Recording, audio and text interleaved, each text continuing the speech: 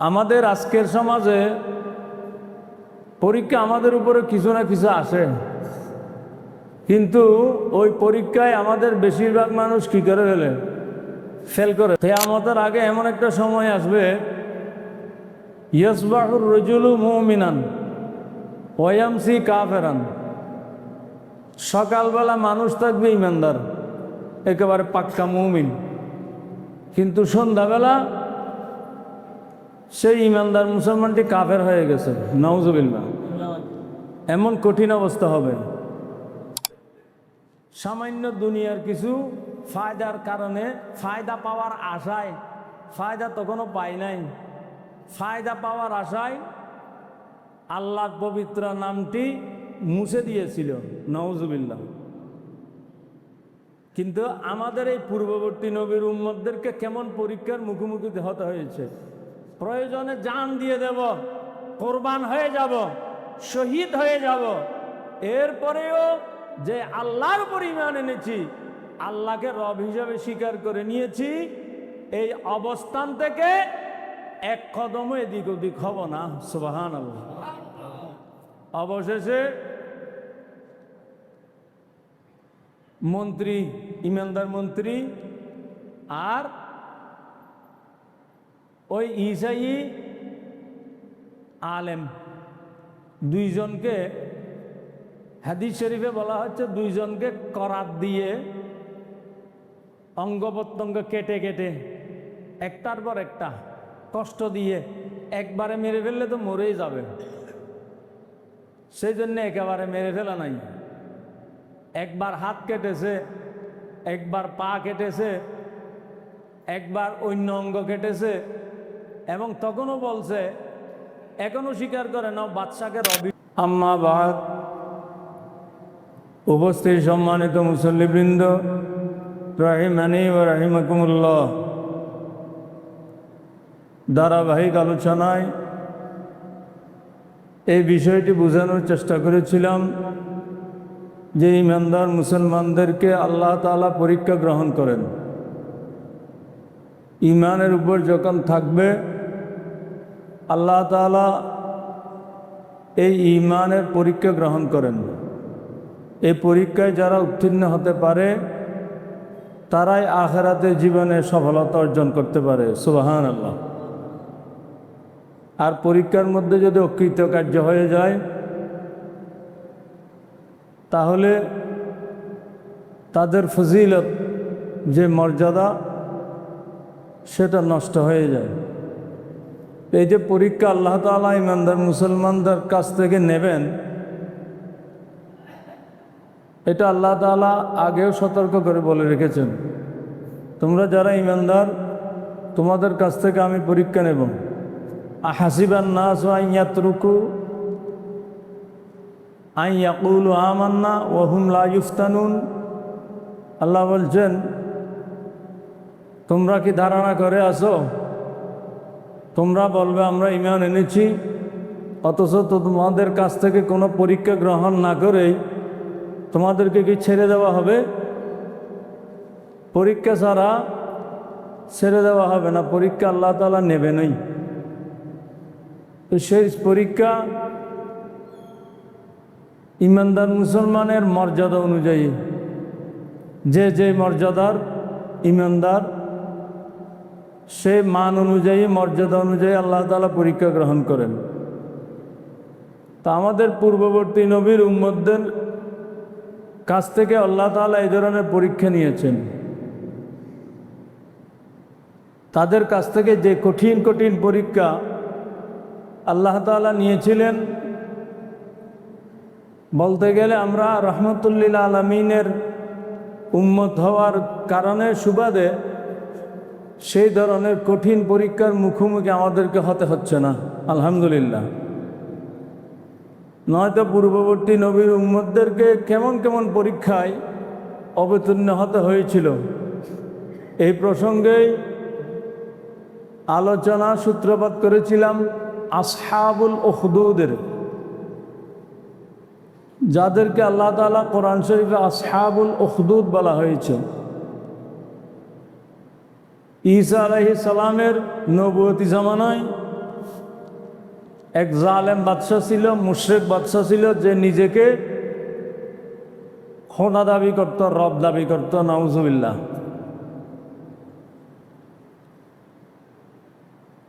এই রব দাবি করে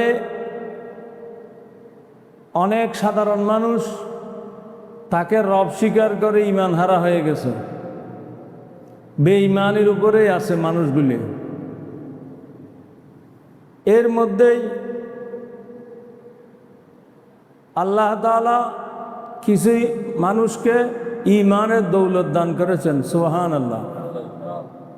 সেটা কিভাবে হয়েছিল ইতপূর্বের আলোচনা যাদের মনে আছে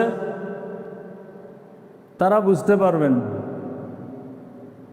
ওই একটি বালক, যে বালককে জাদুবিদ্যা শিক্ষা দেওয়া হয়েছিল, সেই বালক আসা যাওয়ার পথে একজন ঈসাইয়া আলেমের সংস্পর্শে এসেছিল। ঈসাইয়া আলেমের সংস্পর্শে এসে সেই বালক ঈমানদার হয়েছিল। শুধু ঈমানদার হয় নাই, ঈমানের এমন পূর্ণতায় পৌঁছেছিল যে আল্লাহ তাআলা সে বালককে আল্লাহর ওলি হিসেবে কবুল করে নিয়েছিল, সুবহানাল্লাহ।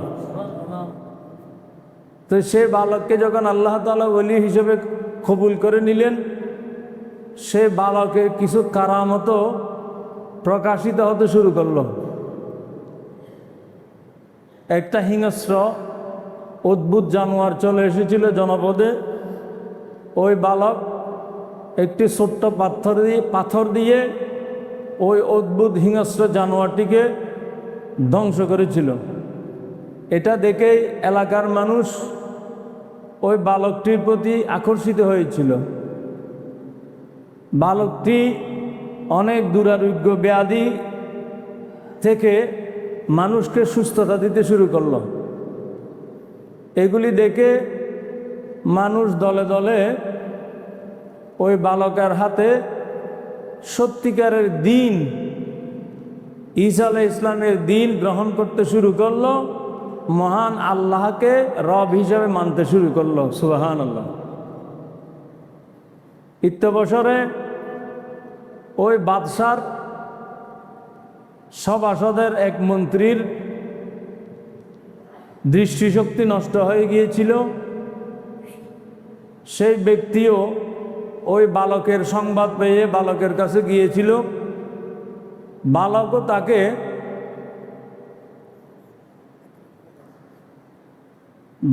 তাকে ঈমানের দাওয়াত দিয়েছে। ওই মন্ত্রী ঈমানের দাওয়াত গ্রহণ করেছে। সেই মন্ত্রীও ঈমানদার হয়ে গেছে।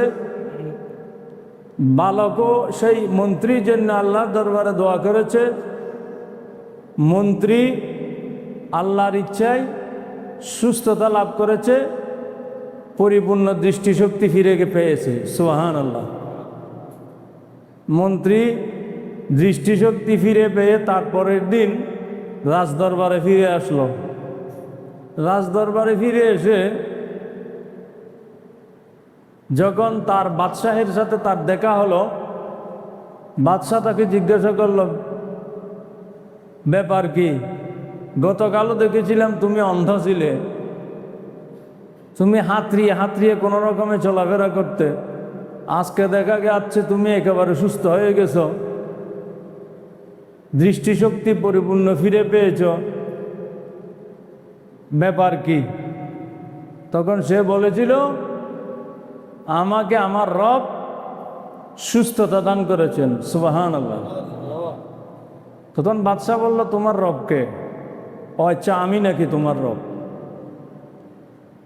তো মন্ত্রী বলল, না, বরং রব্বি ওয়া রব্বুকাল্লাহ, আমাকে আরোগ্য দিয়েছেন তিনি হচ্ছেন আমি এবং আপনার মহান রব আল্লাহ তাআলা, সুবহানাল্লাহ। এটা শুনেই বাদশাহ খুবই রাগান্বিত হয়ে গেল। ঘটনা এতটুকু পর্যন্ত আলোচনা করেছিলাম, আমার যতটুকু মনে আছে। এবার ইমানদার মুসলমানদের পরীক্ষার পালা শুরু হয়েছে। কেমন কঠিন পরীক্ষা শুরু হলো ইমানদার মুসলমানদের উপরে, দেখুন। আমাদের আজকের সমাজে পরীক্ষা আমাদের উপরে কিছু না কিছু আসে, কিন্তু ওই পরীক্ষায় আমাদের বেশিরভাগ মানুষ কি করে ফেলে? ফেল করে ফেলে। হাদিস শরীফের জন্য সতর্ক করা হয়েছে, কিয়ামতের আগে এমন একটা সময় আসবে, ইয়াসবাহুর রাজুলু মুমিনান ওয়া ইয়ামসি কাফিরান। সকালবেলা মানুষ থাকবে ইমানদার, একেবারে পাক্কা মুমিন, কিন্তু সন্ধ্যাবেলা সেই ইমানদার মুসলমানটি কাফের হয়ে গেছে। নাউজুবিল্লাহ। এমন কঠিন অবস্থা হবে। ইয়াবিউ দীনাহু বিআরদিদ দুনিয়া। মানুষ দুনিয়ার বিনিময়ে নিজেদের দিনকে, ঈমানকে বিক্রি করে দেবে। নাউজুবিল্লাহ।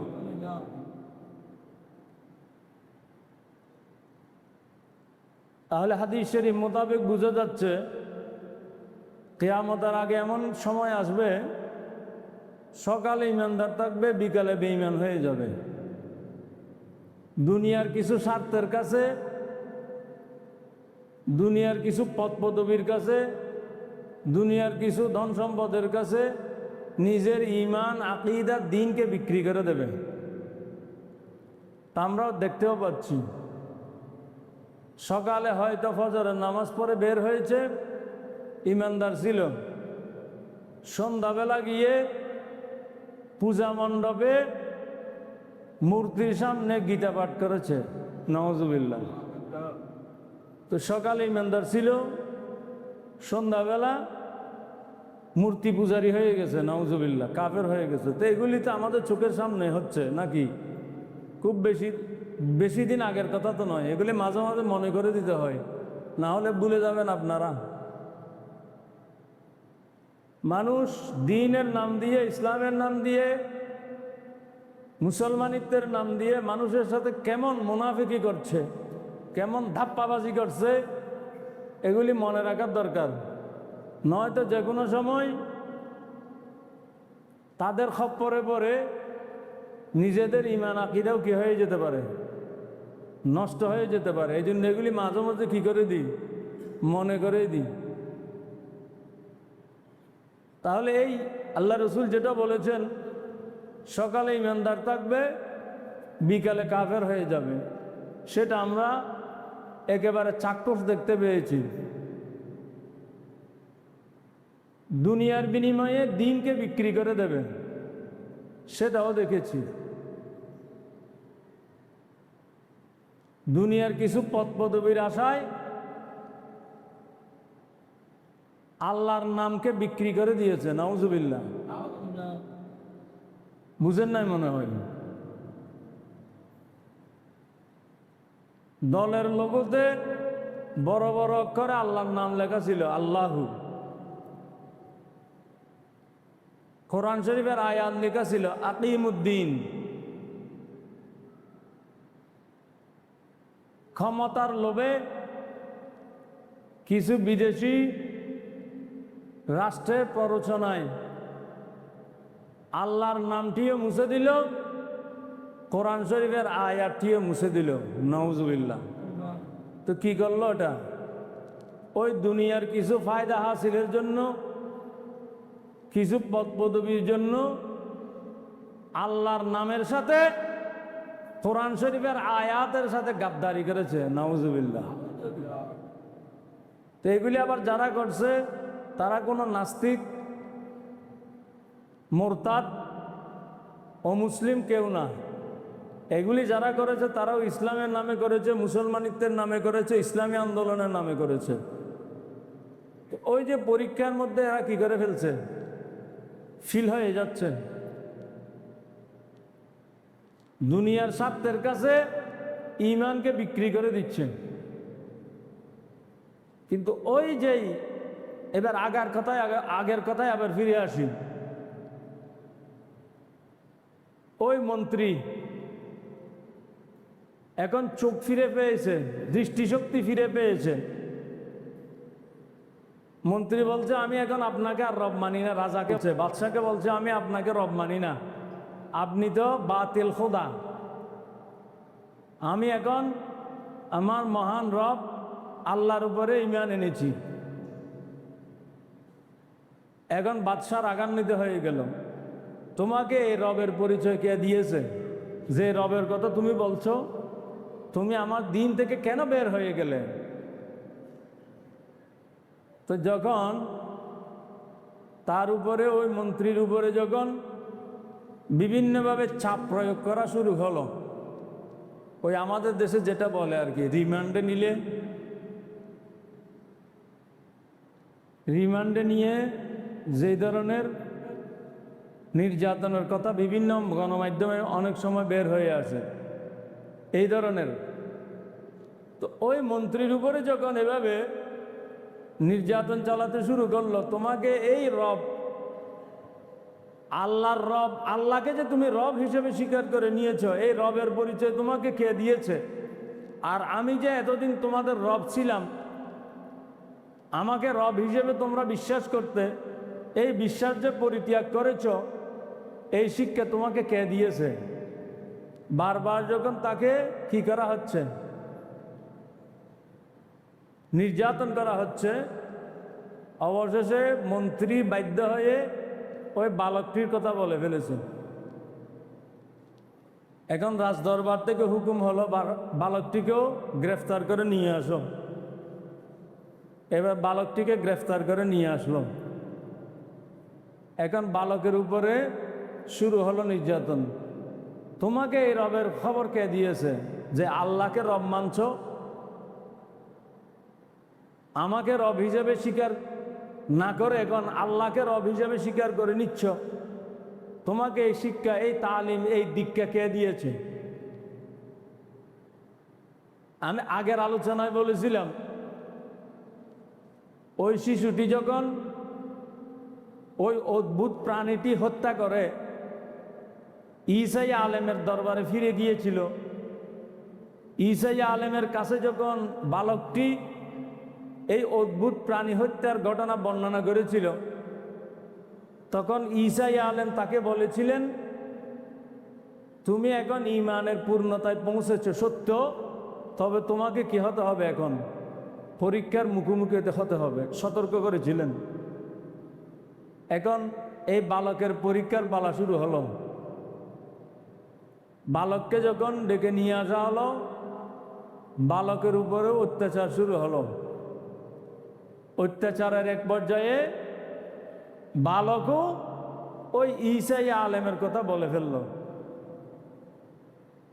যে ঈসা আলেমের দরবারে মাঝপথে বালক আসা যাওয়া করত, যার সংস্পর্শে থেকে আল্লাহর পরিচয় পেয়েছে, রবের পরিচয় লাভ করেছে, ঈমানের আলো পেয়ে গেছে, সেই ঈসা আলেমের কথা বলে ফেলল।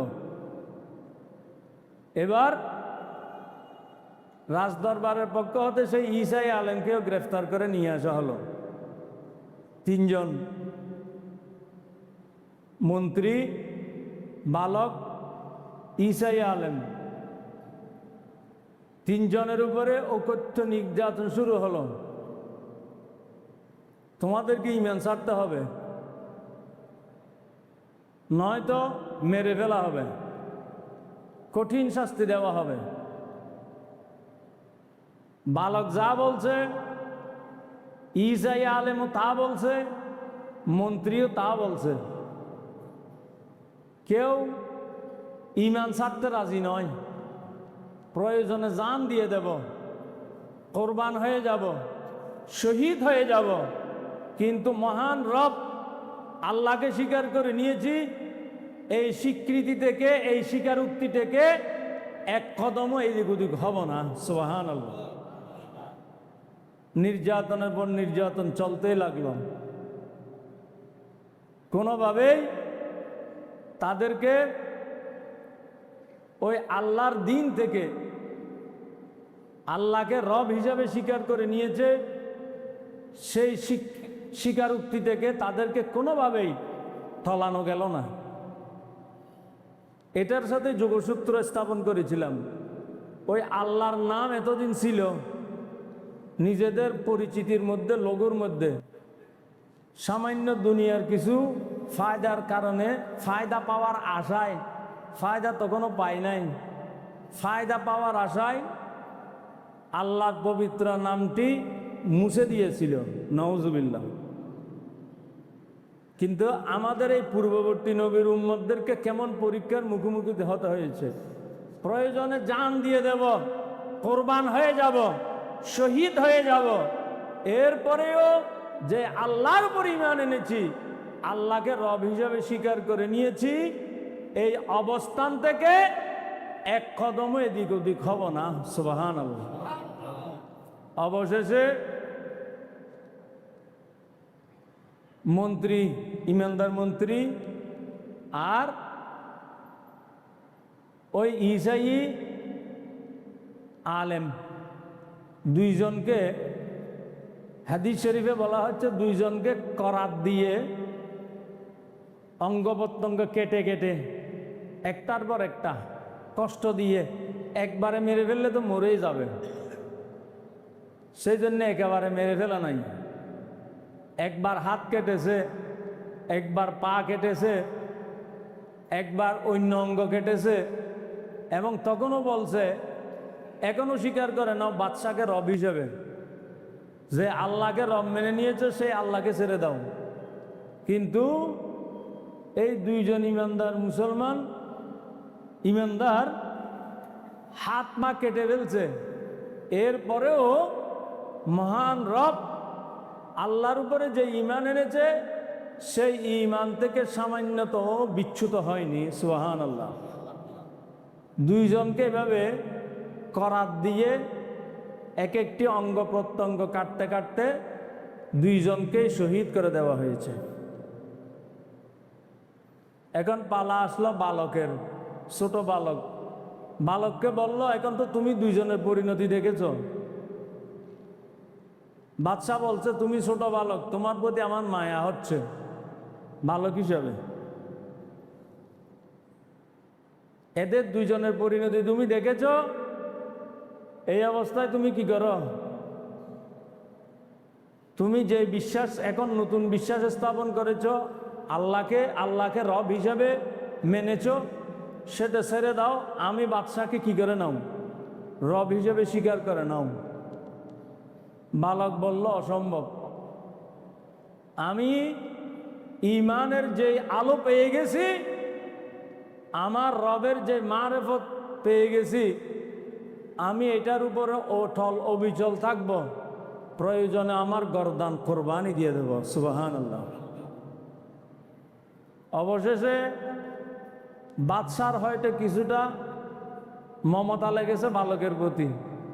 বালককে আর করাত দিয়ে কাটে নাই, রাজদরবারের কর্মী বাহিনী দিয়ে বলল, তাকে নিয়ে যাও, ওই বিশাল পাহাড়ের একেবারে চূড়ায় নিয়ে পাহাড় থেকে তাকে ধাক্কা দিয়ে একেবারে নিচে ফেলে দেবে, যাতে সে মরে যায়। তো বাদশার হুকুম মোতাবেক বাদশার কর্মী বাহিনী ছোট বালকটিকে নিয়ে ওই পাহাড়ের চূড়ায় উঠল।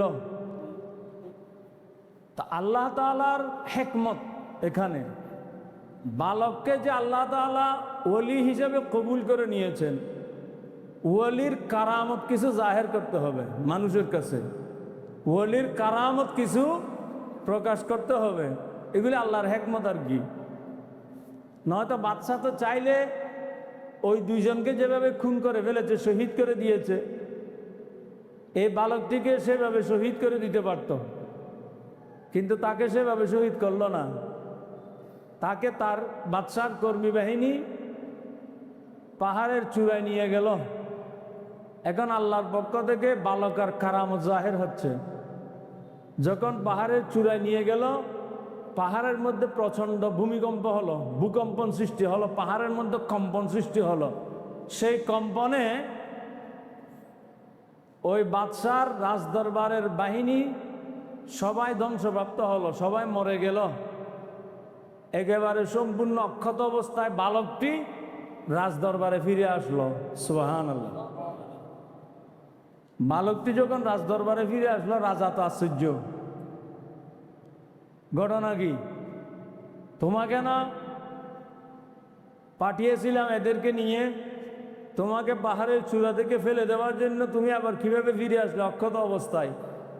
আমার মানুষগুলি কোথায়? বিস্তারিত ঘটনা বালক বলে ফেলল। আল্লাহর হেকমত দেখেন, আল্লাহর ওলিদের কারামত জাহের করার জন্য এগুলি। তখন এবার বাদশার পক্ষ থেকে বলা হলো, একে যেহেতু পাহাড়ের চূড়া থেকে ছুঁড়ে ফেলে দিয়ে ধ্বংস করা গেল না, এখন যাও, আর কিছুকে দিল দায়িত্ব, তোমরা এখন একটা বিশাল নৌকা নিয়ে সাগরে চলে যাও। সাগরের মাঝখানে গিয়ে তাকে সাগরের মধ্যে ছেড়ে দাও, সে সাগরে ডুবিয়ে মরুক। বাদশার হুকুম মোতাবেক বাদশার কর্মী বাহিনী ওই বালকটিকে নিয়ে নৌকায় করে সাগরে যাত্রা শুরু করলো।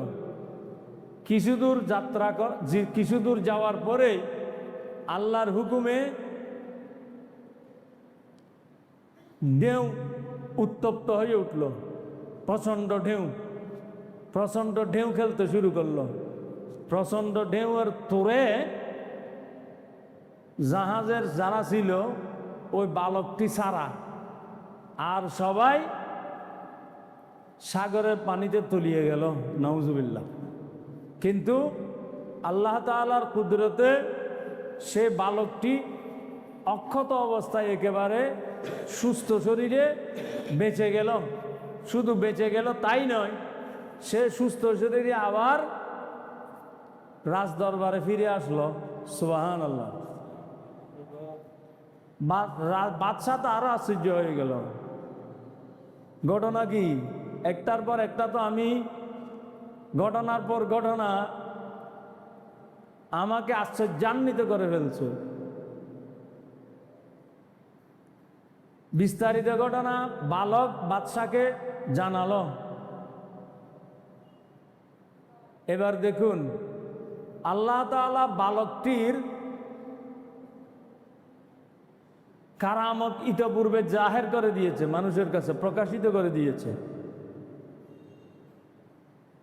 আল্লাহ তাআলা বালকটিকে ওলি হিসাবে কবুল করে নিয়েছেন, ভেলায়ত দান করেছেন। এবার আল্লাহর ইচ্ছা হচ্ছে ওই বালকটিকে এখন শাহাদত দিয়ে তাকে শহীদ হিসাবেও আল্লাহ গ্রহণ করে নেবেন। সুবহানাল্লাহ। এবার বালক বলল, বাদশাহ, আপনি আমাকে যেভাবে চেষ্টা করেন না কেন, আপনি আমাকে খুন করতে পারবেন না। তবে আমি একটা রাস্তা আপনাকে বাতলিয়ে দিতে পারি। আমাকে খুন করার জন্য একটা পদ্ধতি বলে দিতে পারি। যদি আপনি সেই পদ্ধতি অবলম্বন করেন, আমাকে খুন করতে পারবেন। বাদশাহ বললে, সেটা কি আবার? এখন আশ্চর্যের পর আশ্চর্য। যাকে বাদশাহ মারার জন্য এত তদবির করেছে সে মরছে না, আবার যাকে মারার জন্য বাদশাহ এত তদবির করছে সে নিজেই বলে দিচ্ছে তাকে মারার পদ্ধতিটা কি হবে। কিন্তু এরপরেও বলছে না, আমি বেঁচে থাকতে চাই, আমি তোমাকে রব হিসাবে স্বীকার করব, আল্লাহকে রব হিসাবে অস্বীকার করব। নাউজুবিল্লাহ। তা বলছে না, ঈমানের উপর অটল আছে। বাদশাহ আমাকে মারতে চায়, মারার পদ্ধতি শিখিয়ে দিচ্ছে, তুমি আমাকে মেরে ফেলো, আমি শহীদ হয়ে যাব। কিন্তু আল্লাহকে রব হিসাবে মেনে নিয়েছি, সেই স্বীকারোক্তি থেকে, সেই ঈমান থেকে সামান্যতম টলব না, এদিক ওদিক হব না। পদ্ধতি শিখিয়ে দিল। আমাকে মারতে চাইলে একটা তীর নেবেন, তীর। তখন তো তীর ধনুকের যুদ্ধ ছিল। তীরটা নিয়ে